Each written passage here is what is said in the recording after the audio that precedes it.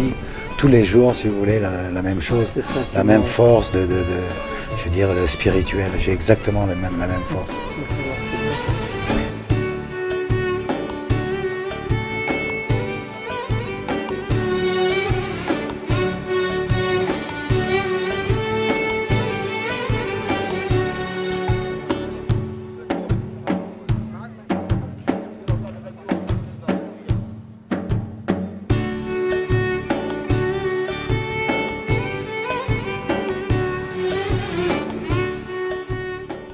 Mais est-ce que vous avez étudié l'islam avant ça?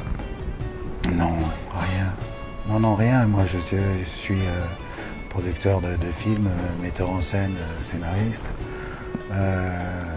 Parce que, bon, pour moi, si vous voulez, les trois vont très bien ensemble. On ne peut pas écrire sans penser faire la mise en scène. Et quand on se retrouve avec un scénario pour le produire, eh bien, parfois c'est vraiment la galère.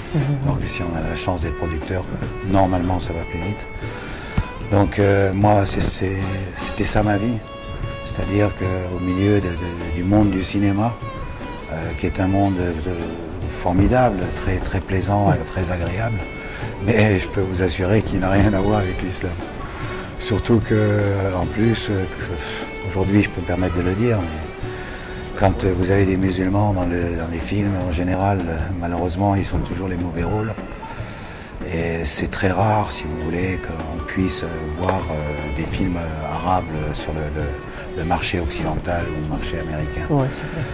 Donc j'étais très loin de l'islam, je n'avais jamais lu le Coran, je n'avais jamais participé, si vous voulez, à quelques réunions, je n'étais jamais rentré dans une mosquée de ma vie.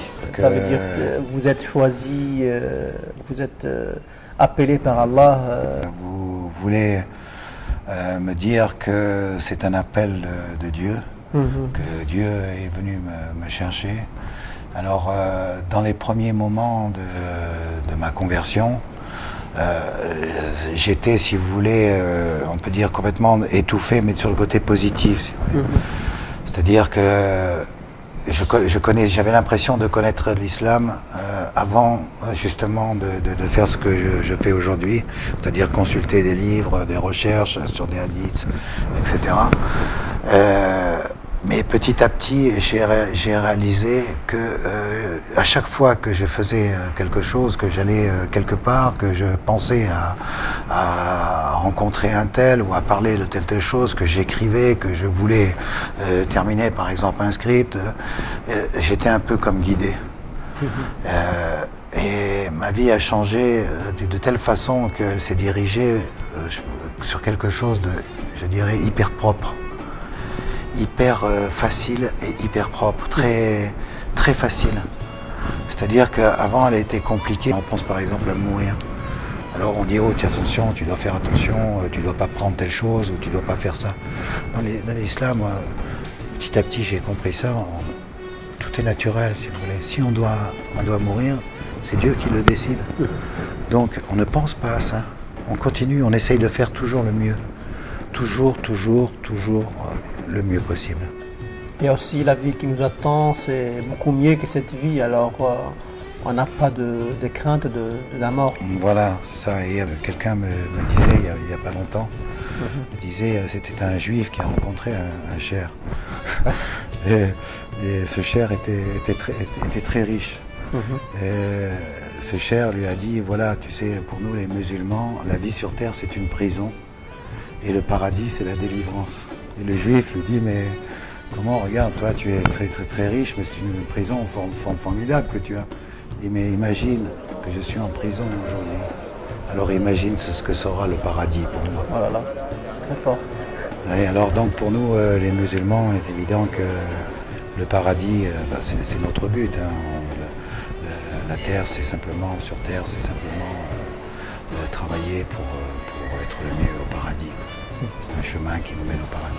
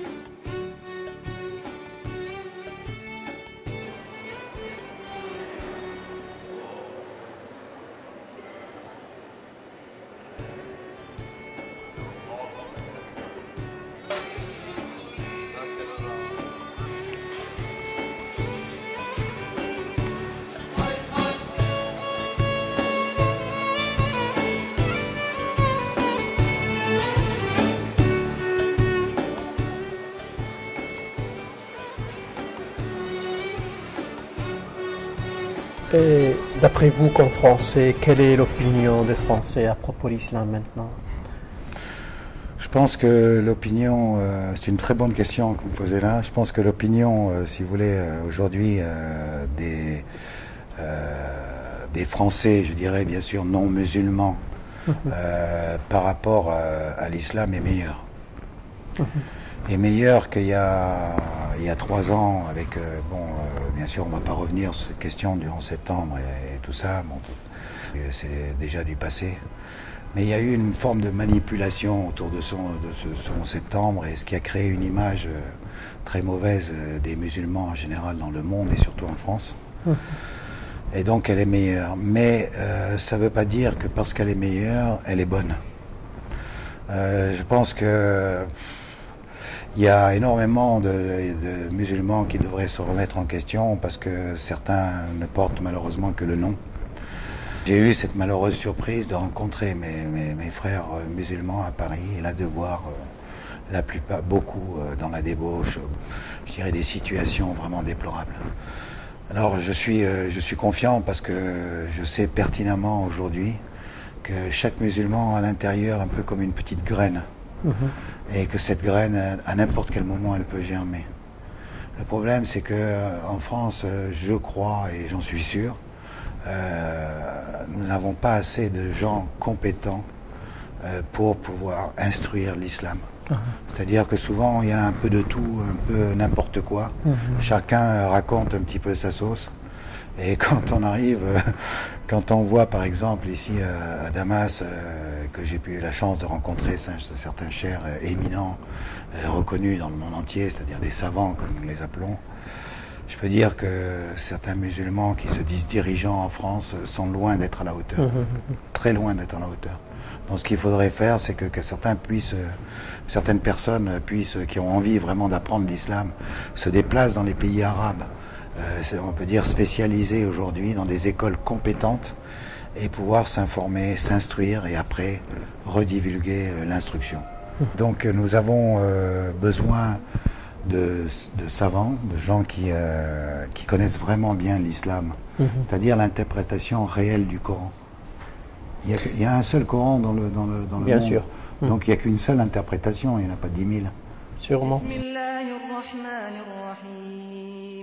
سبح لله ما في السماوات وما في الأرض وهو العزيز الحكيم. This is under testing. Yeah. Just about the testing now? Yeah, it's about 3 months to be in the market. Inshallah, because it's a song. Move to This one, Okay. two. What is this? Yeah, two. Yeah. Look, what's the meaning of this color? This is very important. This is the idea. Look. Look. This green mean gunna from your nose. Yeah. Min diyarihim. The code. S. Under it there is dot that means salt, not S. Okay. Something close to S. Yeah. This is not Q, Ka, but Ka. So, والصافات صفا صفا فالزاريات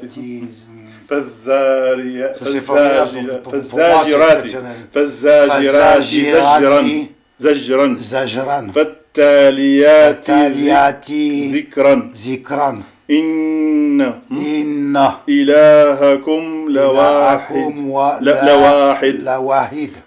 رب السماوات والأرض. Look, blue here, that means you have to make tafkhim. Et vous ferez un très bon professeur aussi. Merci beaucoup, monsieur. Merci. Merci. This is translation for you. For me? Yeah. Oh, merci. Merci beaucoup. Merci.